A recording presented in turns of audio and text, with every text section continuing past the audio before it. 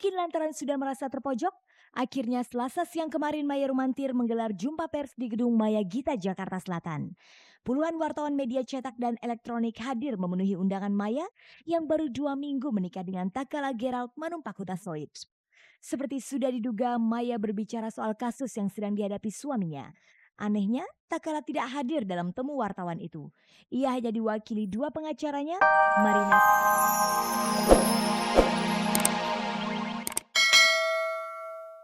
Di sanalah pengunjung bisa mempelajari sejarah pendirian Panasonic dan kehidupan pendirinya almarhum Kenosuke Matsushita. Filosofi kehidupan dan berbisnis Kenosuke ternyata banyak memberikan inspirasi bagi para peserta acara ini. Konsep-konsep berpikir yang sangat sederhana yang masih diimplementasikan oleh Matsushita seluruh dunia. Misalnya dalam bisnis itu kita harus jujur, tidak boleh nipu, terus harus bekerja dengan hati. Sebesar-besarnya perusahaan kita, tetap kita membayangkan bahwa kita bekerja itu di sebuah warung kecil di mana customer itu adalah raja. Malam harinya diselenggarakan makan malam resmi bersama Fumio Otsubo, presiden dari Panasonic AVC Network Company di Taikuen Restaurant.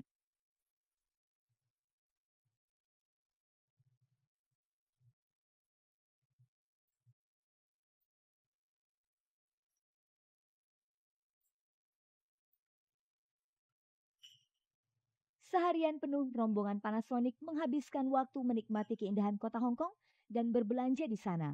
Keesokan harinya, para artis dan perwakilan program acara pemenang Panasonic Awards 2003 yang tergabung dalam rombongan ini pulang ke tanah air. Perjalanan selama 9 hari itu memberi kesan yang sangat mendalam bagi mereka. Yang paling menarik sih kalau buat aku pribadi lihat kedisiplinan orang-orang Jepangnya, majunya mereka dari segi apapun ya, sama tradisi mereka yang sangat amat kuat. Lucu banget deh, perjalanan ini dahsyat banget. 24 jam full ketawa, 10 hari full ketawa. Saking luar biasa ya Mas ya, susah dilukiskan.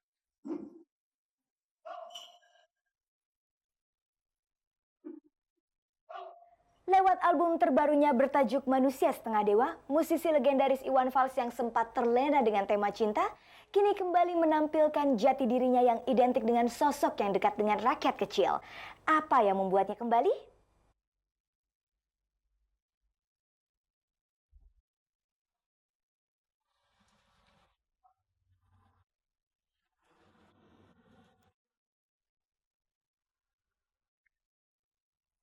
Pemilihan presiden masih 1 bulan lagi, tapi Iwan Fals telah menyampaikan kritik tajam untuk calon presiden RI mendatang. Kritik itu ia lontarkan lewat lagu terbarunya berjudul Manusia Setengah Dewa. Senin kemarin pria bernama lengkap Virgiawan Listanto itu meluncurkan lagu baru tersebut di Markas Musika Studio Jakarta. Jika 10 tahun terakhir Iwan Fals sempat mandek dengan sikap kritisnya, maka di album terbarunya ini ia kembali ke sikapnya itu yang sudah menjadi ciri khasnya. Melalui 12 lagu barunya, pria kelahiran 3 September 1961 itu mengkritisi para calon pemimpin bangsa. Sebenarnya apa yang diharapkan lewat album lagu terbarunya yang syarat nuansa politik itu? Ya waktu itu harapan saya terhadap Habibie kan. Waktu kan dia ganti Pak Harto gitu ya. Mudah-mudahan dia bisa menyelesaikan masalah harga-harga yang melambung tinggi, masalah hukum. Dulu belum ada persoalan hukum, saya masih persoalan hukum itu saya tambahkan setelah belakangan ini. Tahun 1984 silam, Iwan Fals pernah ditegur pemerintah supaya tidak terlalu tajam membuat lirik lagu. Teguran itu muncul saat lagu Omar Bakri menjadi populer. Pemerintah sempat mencekal lagu yang liriknya menceritakan nasib seorang guru. Apakah Iwan tidak takut atas kejadian yang sama terulang kembali? Kalau saya enggak. Hanya dulu tahun 84 memang ada integrasi, tapi itu salah komunikasi aja, salah pengertian. Ada berapa sempat 2 bulan, tapi setelah dijelaskan ya selesai. Saya enggak khawatir, kan teman-teman musika juga dia pasti akan ini karena kan kita bareng teman-teman dan sekarang udah terbuka semua ya. Enggak ada apa yang perlu ditakutin lagi sekarang. Dengan mengeluarkan album bermuatan politik, apakah Iwan berniat mencalonkan dirinya menjadi presiden? Presiden? Saya jadi presiden? Ya sampai di kaos aja lah, jangan. Saya nggak nguasain persoalan politik atau masalah ilmu ketatanegaraan, nggak tahu. Jadi saya tahu diri lah, nggak mungkin untuk ke situ. Tapi saya support dengan kejujuran orang-orang yang terjun di dunia itu. Gitu. Walaupun lebih banyak yang kata orang nggak jujur, macam politik uang segala macam itu, saya juga dengar kabar itu. Saya bangga jadi musisi, ngapain saya jadi presiden gitu. Siapa Presiden RI mendatang yang paling ideal bagi Iwan? Yang nggak melanggar hukum, yang ikut aturan main, bukan semata-mata mengejar kekuasaan. Bukan cuma niat, tapi juga dia mau belajar, mau mendengar orang lain.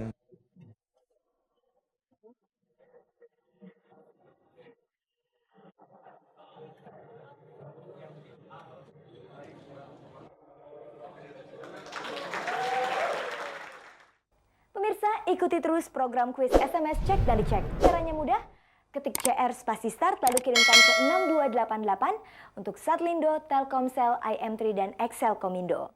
Pemirsa yang beruntung tiap minggunya yang bisa mengumpulkan poin tertinggi akan mendapatkan uang sebesar 1 juta rupiah. Pemirsa, tayangan paling bergengsi ini akan segera kembali setelah kita merecek yang berikut ini. Maya Rumantir mengadakan jumpa pers hubungan dengan kasus yang tengah dihadapi oleh suaminya, Takala Gerald Manumpak Hutasoit. Sejumlah media massa menyebutkan bahwa Maya ikut menerima kucuran dana dari suaminya. Dan pemirsa, berikut ini kita simak penjelasan Maya Rumantir.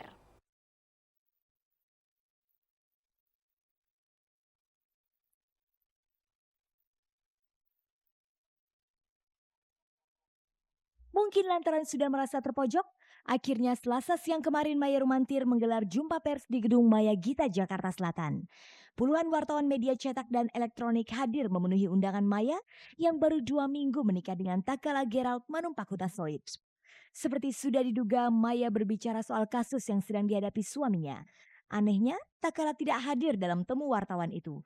Ia hanya diwakili 2 pengacaranya, Marina Saragi Marpaung dan Lucky Skram. Takala dilaporkan ke Polres Jakarta Selatan oleh kuasa hukum Induk Koperasi Unit Desa atau Inkut Farhad Abbas. Direktur PT Ganda Nusa Indah Permai itu dituduh Farhad telah mengeluarkan cek kosong untuk membayar utangnya kepada Inkut. Senin 19 April, Takala memenuhi panggilan polisi untuk diperiksa. Mengawali jumpa pers itu, Maya Rumantir mengungkapkan perasaannya atas persoalan yang melibatkan suaminya. Perasaan kami ketika menerima surat itu tentunya bertanya, kenapa kok ada orang tega mau merusak kebahagiaan kami. Tetapi saya berkata, 1000 pun surat yang datang, kita harus jalan. Apakah sebelumnya pimpinan Maya Gita itu sudah mengetahui suaminya bakal dipanggil polisi untuk diperiksa? Saya mengetahui sebelum menikah itu hanya beberapa hari ketika ada surat kepolisian datang. Bagi saya selalu kita bertanya, setiap ada kejadian bertanya, apakah benar atau tidak. Kalau memang itu tidak seperti yang dituduhkan, tidak perlu takut. Ketidakhadiran Takala dalam jumpa pers itu mengundang pertanyaan di kalangan wartawan. Ada selentingan, Takala ditahan di Polres Jakarta Selatan sejak 19 April lalu untuk penyelidikan. Namun menurut Maya, suaminya bukan selebriti sehingga tidak mau tampil.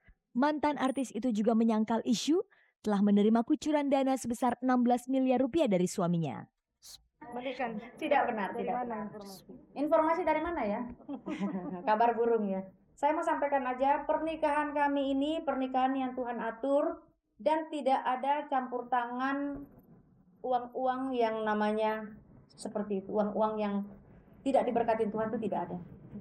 Agar persoalan ini menjadi jelas, wanita cantik separuh baya itu meminta agar polisi jangan hanya memeriksa suaminya. Ya, itu upaya dari pihak suami dan pengacara itu meminta kepada penyidik ya untuk supaya diperiksa lah semuanya.